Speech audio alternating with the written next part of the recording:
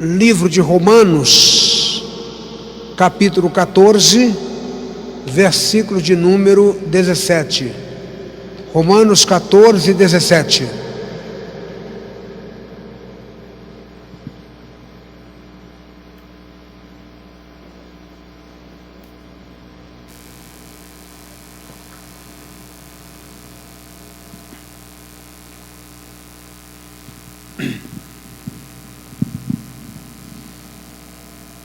Romanos 14, 17 diz assim: porque o reino de Deus não é comida nem bebida, mas justiça e paz e alegria no Espírito Santo. Vou repetir: porque o reino de Deus não é comida nem bebida, mas justiça e paz e alegria no Espírito Santo. Pai querido, nós lemos a Tua palavra e rogamos do Senhor neste momento a iluminação e a unção do Teu Espírito para poder refletir na mesma, em nome de Jesus. Amém. Quero pensar com os irmãos a partir deste tema: o que é o reino de Deus? Nós estamos vivendo o mês da pátria, mês da nação, mês do reino desta dimensão aqui, e nós somos, como crentes em Jesus Cristo, como salvos e redimidos pelo Senhor, cidadãos de duas pátrias, cidadãos do reino deste mundo. Temos nele compromissos, temos nele responsabilidades, temos neles normas, diretrizes e leis para poder seguir, mas sobretudo eu e você somos cidadãos do reino dos céus, e enquanto cidadãos do reino dos céus, nós temos também, sem dúvida alguma, responsabilidades, compromissos, e temos sobretudo o dever de proclamar este reino, porque enquanto cidadão do reino do céu, eu e você somos aqui, nesta dimensão, embaixadores do reino dos céus, representantes do reino dos céus. O texto em que nós lemos, o apóstolo Paulo, ele estava criticando os judeus convertidos ao cristianismo, que mantinham práticas da antiga religião e se submetia a leis cerimoniais quanto à alimentação, a separação de comidas puras e impuras. Se fizermos uma leitura no capítulo 14 de Romanos, nós vamos ver ali o que Paulo menciona, né? Especialmente do verso 2, diz assim: um crê que tudo se pode comer, mas o débil come legumes, quem come não despreza o que come, e o que não come não despreza o que, e o que come não despreza o que não come. Verso 5: um faz diferença entre dia e dia, outros julgam iguais todos os dias, cada um tem opinião bem definida em sua própria mente. E assim ele vai trabalhando. No versículo 13 diz: não julguemos mais uns aos outros, pelo contrário, tomai o propósito de não pôr tropeço ou escândalo ao vosso irmão. Então, neste contexto aqui, Paulo está dando orientações, Paulo está chamando a atenção, Paulo está cobrando, na verdade, uma postura cristã dos judeus convertidos ao cristianismo, mas que mantinham de fato práticas da religião antiga.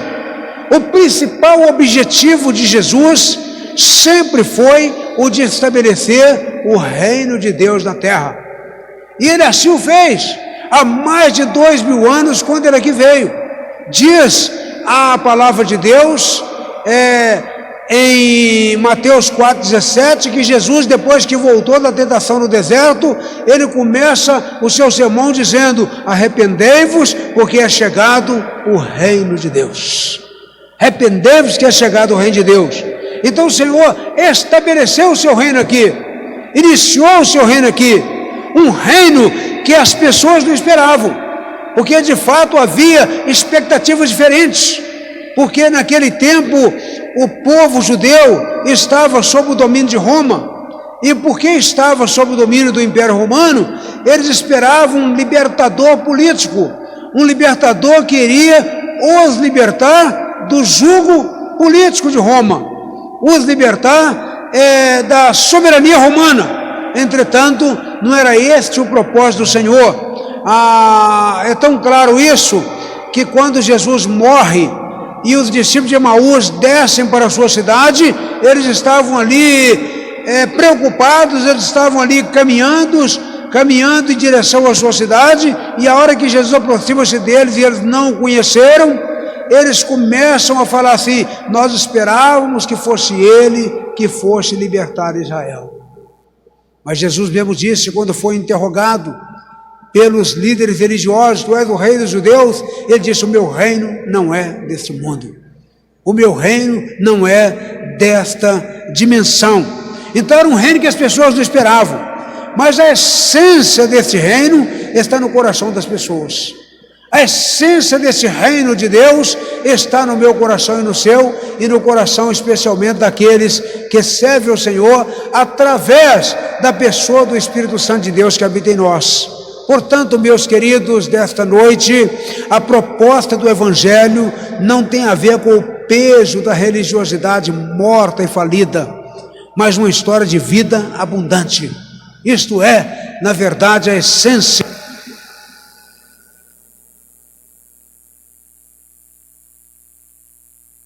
Sem dúvida alguma, com esta dimensão, com este propósito, com o ideal verdadeiramente de vida abundante. Foi isso que Jesus disse em João capítulo 10, verso 10. O ladrão, ou seja, tipificando naquele caso ali o diabo, ele vem para roubar, matar e destruir, mas diz assim: eu vim para que tenham vida e vida em abundância. Esse era o propósito de Deus. Afinal, religião, a ideia de religare, quer dizer religar, ou seja, o homem estava separado de Deus por causa do pecado, mas em Jesus Cristo é religado, ou seja, o elo é restabelecido. A partir desse entendimento passa a viver como mais do que um vencedor, o que não se restringe a uma história pobre e reduzida aos bens materiais, não se restringe a isto, mas de fato mais do que vencedor do ponto de vista espiritual. Aliás, é isto a proposta do Senhor. Lá em Efésios capítulo 1, verso 3, nós vemos lá que o Senhor nos abençoou com todas as bênçãos celestiais em Cristo Jesus. Todas as bênçãos numa dimensão espiritual. Portanto, o que é, portanto, o reino de Deus? O texto disse que o reino de Deus não é comida nem bebida, como estavam ali preocupados com alimento ou qualquer outra coisa, mas o reino de Deus é justiça, paz e alegria no Espírito Santo. Portanto, consideremos estas verdades. O reino de Deus, portanto, é justiça. O primeiro aspecto do reino de Deus aqui colocado. A ideia de justiça é equivalente à expressão de equilíbrio. Aliás, a justiça tem o seu símbolo, o símbolo da justiça é uma balança que não pende para baixo nem para cima, mas uma balança que mantém o equilíbrio. Então essa é a ideia, portanto, de justiça. Na verdade, a justiça se propõe a estabelecer uma nova ordem, sempre considerando aquilo que pertence a cada um. Isso é, de fato, a justiça, a ideia de justiça. Deus, com seu infinito amor, assume as nossas causas. Ele assumiu na cruz do Calvário. Deus justificou, inclusive, os meus pecados e o meu pecado, o pecado que nos leva à condenação eterna. Ele justificou na cruz do Calvário, fazendo-se justiça por mim e por você, fazendo-se justiça por nós, assumindo o nosso lugar como sumo sacerdote. Ele não ofereceu um sacrifício por nós, mas ofereceu-se a si mesmo em sacrifício por minha vida e por sua vida. Então ele assume as nossas causas, desde que vivamos também por seus princípios. Quando nós vemos o princípio do Senhor, ele está no controle da nossa vida, ele assume também as demandas de nossa vida. Logo, segundo a sua ordem, ele está assim procedendo. Na justiça de Deus, nós aprendemos que árvores boas dão bons frutos. Esta é a visão da justiça divina. O homem colhe aquilo que planta. tudo que vamos plantar, isso também ceifará. Então, ele pode até passar por dificuldades, por espinhos, por labutas, no sentido de arar a terra, no sentido de tirar o joio, o capim, aquele mato todo, suor ele pode passar, que dá a ideia de lutas e adversidades, mas no final, aquilo que ele plantar, ele vai verdadeiramente colher. Ele vai colher. Isto é o reino de Deus. O reino de Deus é justiça. E sobretudo a Bíblia diz que não há um justo sequer. Mas a própria palavra diz que nós somos justificados por Deus, através da pessoa bendita de Jesus Cristo. O reino de Deus, além de justiça, ele é também, o reino de Deus é paz. O reino de Deus é comida e bebida, mas é justiça e paz. A paz, meus queridos, é um estado que completa a certeza de que tudo está sob controle. Que coisa linda isso! Um estado de que completa a certeza de que tudo está sob controle. Nós passamos por intempéries, nós passamos por lutas, nós passamos por adversidades, mas é quando a gente crê que, olha, eu enfrento esta barra, eu enfrento essa dificuldade, eu enfrento esse problema, eu enfrento essa adversidade, mas Deus está no controle de tudo.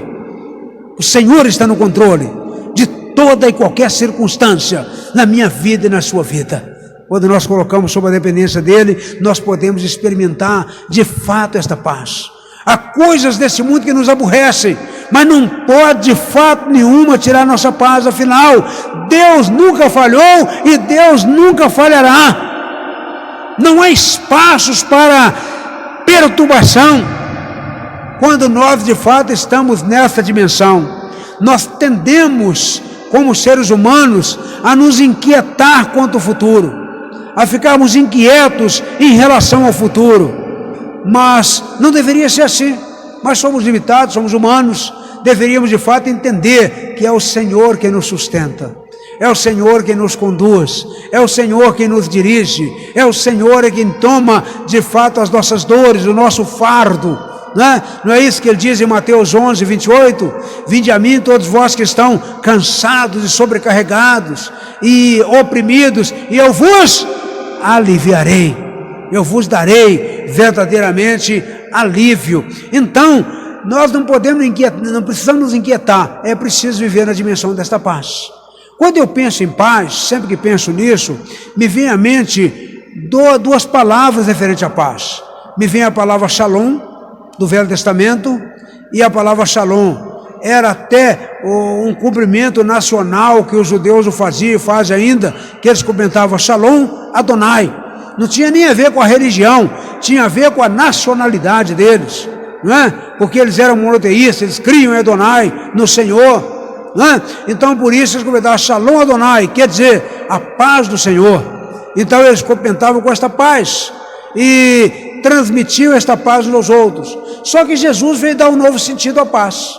A paz do Novo Testamento, a palavra grega para esta palavra, para paz, é irene. Essa palavra irene dá a ideia de paz independente de circunstância.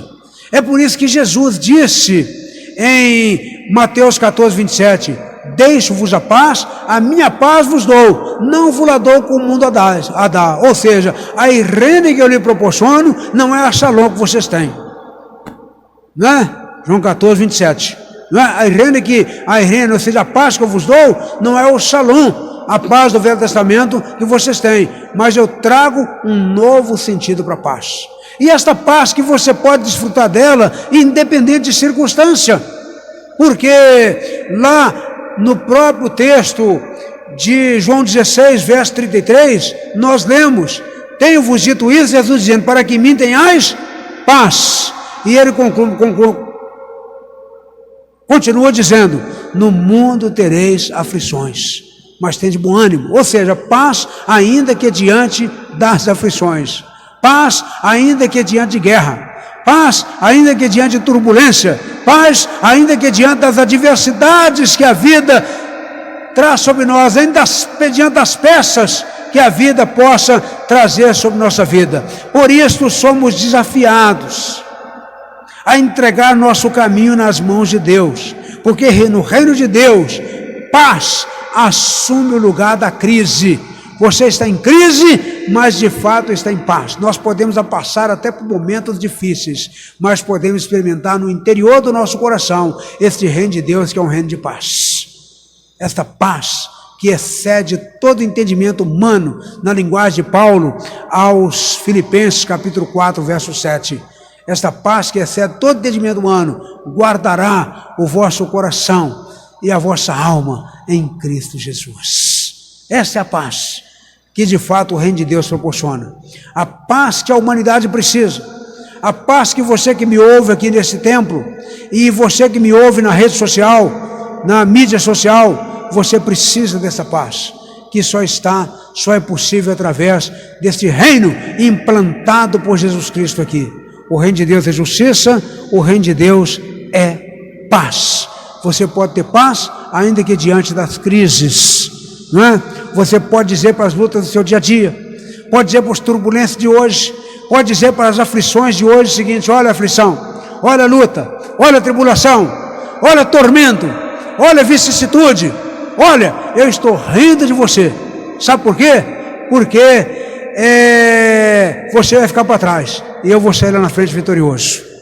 Paulo tinha esta paz de tal maneira que ele vislumbrava o porvir. E olha, homem como Paulo, que enfrentou tribulações, é difícil de ver. E quantas tribulações e lutas por causa do Evangelho. Mas em Romanos 8:18 ele diz assim: tenho por certo isto, que as aflições desse tempo presente não pode se comparar com a glória que nos há de ser revelada. Uma glória que de fato há de ser revelada.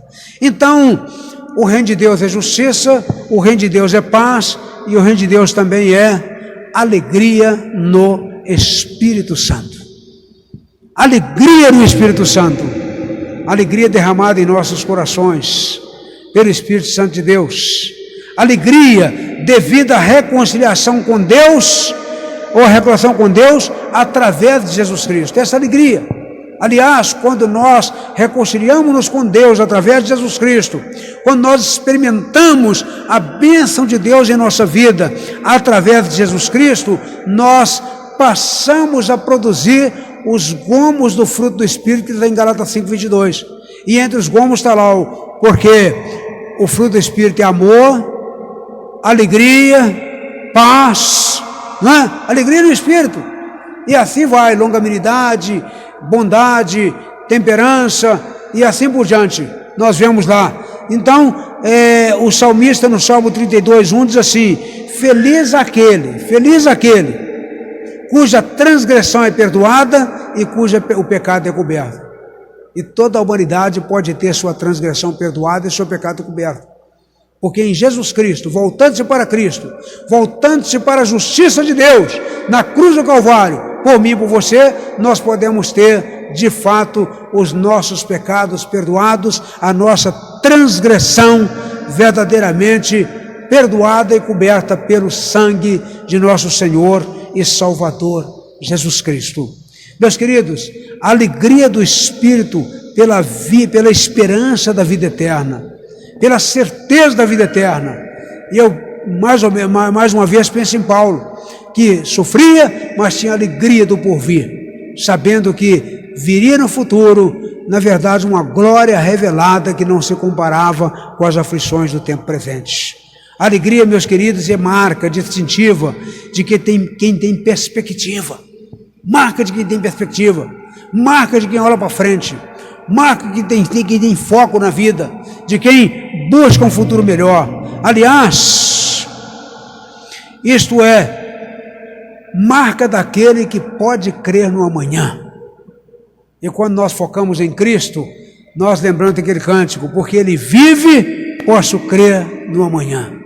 Podemos crer verdadeiramente no amanhã. Essa alegria gera entusiasmo e motivação para viver.